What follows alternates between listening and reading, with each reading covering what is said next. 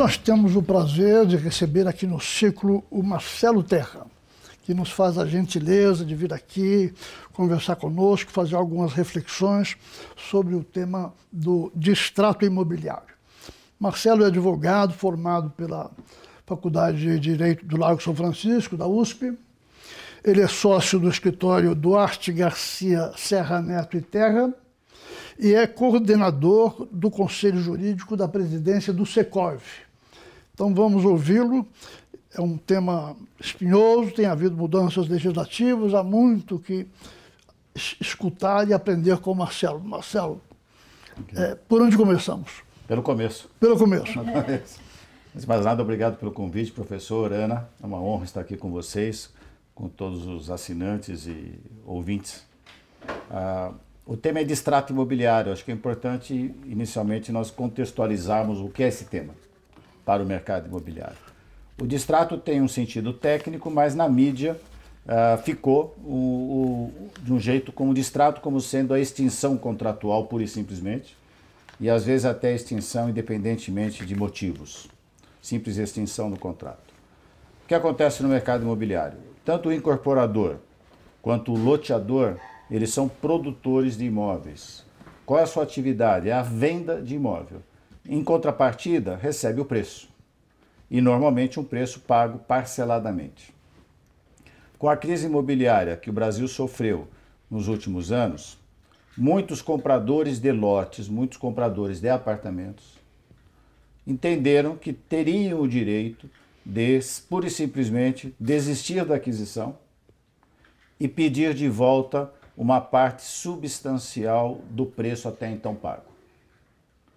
Isso significou uma corrida ao caixa das empresas, que se viram, por uma questão de jurisprudência, que eu posso comentar um pouquinho mais adiante, se viram obrigadas a devolver imediatamente, de uma só vez, uma parcela substancial do até então recebido.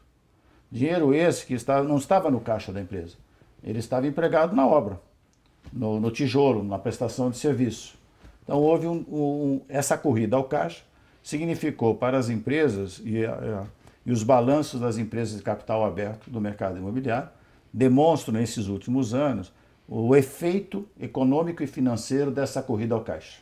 Um efeito bastante nefasto para a empresa e principalmente muito ruim para o mercado como um todo, muito ruim para aqueles empreendimentos em curso e, portanto, também muito ruim para os compradores daqueles empreendimentos, que estavam honrando as suas obrigações. Essa é o que se chama de a crise do distrato imobiliário. Daí vem a pergunta, e por que vivemos essa crise? No mundo jurídico, além da questão econômica, né, conjuntural ou estrutural? Por uma razão talvez extremamente singela, que eu chamo que foi um binômio perfeito, a tempestade perfeita. Qual é o binômio? Uma tendência que nós temos no Brasil e muito no judiciário de um paternalismo. Quando esse paternalismo se junta com uma crise econômica, aí o efeito é ruim. Por que isso? Porque toda essa questão, propriamente, ela nasceu em 1991 com o Código de Defesa do Consumidor, que trouxe uma regra nova, que até então não existia. O que disse o Código de Defesa do Consumidor? Que nos contratos de compra e venda de imóveis é vedada a estipulação de perda total na hipótese de não pagamento do preço. Então o código, lá de trás, ele foi sábio, ele falou, olha, em defesa do consumidor não pode ter previsão de perda total. De 91 para cá, a jurisprudência começou a se consolidar de um jeito paternalista, entendendo, num primeiro momento histórico, que esta cláusula penal, que os contratos passaram a prever 70%, 60%, 50%, ela não poderia, essa cláusula penal, ser superior a 20%, a 25%, 10%, a jurisprudência varia muito. No segundo momento histórico dessa evolução do entendimento, se passou a entender também que ele, consumidor, teria direito de desistir da aquisição até o momento em que recebesse a posse do imóvel. Então ele compra hoje, o imóvel vai ser construído em 2, 3 anos, até o momento das chaves, disse essa jurisprudência, não a lei, disse essa jurisprudência, que ele teria direito de desistir. Não é uma jurisprudência unânime, mas é uma jurisprudência de bastante significância. O que gerou um entendimento do tribunal aqui em São Paulo e do STJ em Brasília, de que haveria direito de desistência. E com esse direito de desistência sendo exercido, devolução imediata e à vista de uma parcela substancial do preço. Esse entendimento da jurisprudência, ele não fixa um percentual. Cada caso vai fixar, mas a gente pode admitir, como sendo um padrão de jurisprudência, uma necessidade de devolução de 80% e uma retenção de 20%. Com a crise, o que aconteceu? Os imóveis que tinham sido vendidos a mercado, no momento econômico favorável, eles foram vendidos a um determinado preço. Com a crise, não a crise do mercado imobiliário, mas com a crise em geral, o mercado começou a baixar preço, é natural. Então aqueles compradores, principalmente compradores investidores, viram, é melhor eu deixar de pagar o saldo, já que a jurisprudência diz que eu tenho o direito de pedir de volta, é melhor eu perder uma parte do que eu paguei, fazer dinheiro e abro mão da propriedade, abro mão do imóvel. E isso ocorreu a corrida ao caixa das empresas. E tem que lembrar que foi muito investidor. Tem bastante investidor, sem dúvida alguma, que causa esse volume, né? Muito de investidor, sem dúvida alguma. Mas a jurisprudência foi sendo genérica. Até a questão de uns 3 anos atrás, saiu em horário nobre da televisão uma propaganda institucional do Superior Tribunal de Justiça, que tinha uma série sobre faça valer seus direitos ou algo parecido, em que o filminho de 30 segundos é um casal chegando na imobiliária, vamos chamar assim, dizendo, olha, eu não quero mais ficar com o imóvel. Ah, pois não, então está aqui o cheque em devolução. Né? A pessoa devolvendo o cheque. O casal fala, mas só isso? Eu vou buscar meus direitos. Ora, isso demonstra que havia e há ainda, né, uma visão no sentido, olha, não, o consumidor, coitado, individualmente considerado, ele tem o direito. A empresa é rica. A empresa devolve o dinheiro, fica com o apartamento, fica com o lote e vai revender com lucro. Nós sabemos que esta não é a realidade da vida.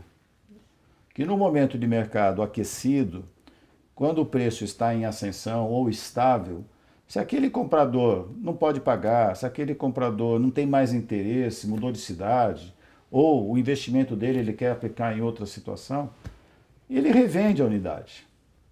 Ele encontra comprador no mercado chamar secundário, né? Ele revende, encontra alguém que pague para ele alguma coisa, com lucro ou com prejuízo, e assuma o saldo devedor. No mercado ascendente, esse mecanismo de mercado acontece e ele até consumidor original, ele revende com ágio e fica com 100% do ágio, e eu brinco, e nem diz obrigado ao empreendedor pela oportunidade que ele teve de ganhar dinheiro com aquele negócio. Né? Quando o mercado está em outro movimento descendente, essa jurisprudência diz, não, esse risco é um risco do negócio, é um risco do empreendedor. Ele tem direito porque você vai ficar com a unidade e vai poder revender. Só que no mercado descendente, essa unidade estoque, ela gera custo, despesa mensal, tem custo tributário e quando revender, vai revender mais barato.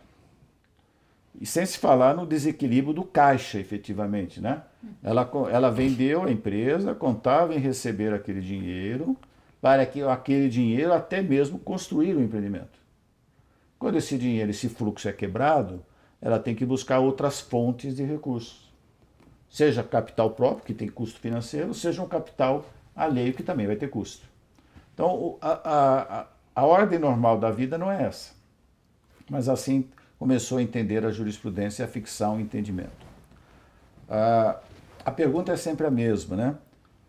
Quem de nós aqui venderia a sua casa, o seu apartamento a prazo, com a perspectiva de receber de volta o imóvel e ter que desembolsar 80%, 90% do até então recebido? Ninguém. Lógico. Porque eu vendi minha casa porque eu precisava com aquele dinheiro comprar uma outra casa, ou fazer um investimento, ou gastei numa viagem. O que for, não importa. É patrimônio meu, eu faço o que eu puder e quiser com ele. E esse comportamento individual, que ninguém aceita na sua vida individual, esse entendimento protetivo do consumidor, fala, não, mas você, empreendedor, é obrigado a aceitar. Apesar de não ser um movimento natural, ele tem direito de desistir e você vai suportar o prejuízo. Porque você é uma empresa, você é forte e ele é pequeno, ele é fraco. Qual é a falha desse raciocínio? O empreendimento imobiliário, eu estou sempre falando do empreendimento, seja loteamento, seja incorporação, ele é um complexo de contratos. Se eu tenho um empreendimento de 200 unidades e tenho 200 adquirentes, é este conjunto de adquirentes que vai permitir que o empreendimento exista. Se houver essa quebra da força contratual, da exigibilidade do contrato, aquele empreendimento, se 100 condôminos desistirem do empreendimento, o empreendimento não vai para frente. Então nós temos que olhar não a árvore isoladamente, que é aquela relação incorporador, condômino, loteador, adquirente, mas sim o conjunto, o empreendimento. O empreendimento há de ser protegido em benefício do empreendimento, dos condôminos do empreendimento, do empreendedor e, em última análise, da sociedade como um todo. Porque muito se fala de função social do contrato, muito no sentido, talvez incorreto, de função socialista do contrato. Mas não é. Qual é a função social de um contrato? É gerar estabilidade. Porque se não houver força vinculativa de um contrato, nós viveremos uma anarquia contratual. Cada um faz o que quer, cumpre se quiser. Isso se chama anarquia. E quem perde na anarquia? A sociedade organizada como um todo. Então, aquela relação contratual individual, ela tem que gerar força suficiente a permitir uma segurança jurídica, a permitir uma certeza de que o contrato será cumprido. E se ele for inadimplido, descumprido pelo empreendedor, se o empreendedor não entregar a obra a tempo e modo, nas regras contratadas, o adquirente terá direito de rescisão, de devolução integral e mais perdas e danos. Nós estamos sempre falando da situação em que ele, adquirente, não tem motivo para deixar de pagar. O empreendedor cumpriu a sua parte na obrigação. É só disso que nós estamos falando. A gente não pode misturar, né? Ah, mas o empreendedor atrasou, o empreendedor fez isso. É uma outra situação. Vai ter devolução integral, vai ter perdas e danos. Nós estamos na outra. Eu, empreendedor, cumpri integralmente o que prometi. Tenho o direito, então, de exigir a contrapartida. Então, esta é a causa do problema do chamado distrato imobiliário.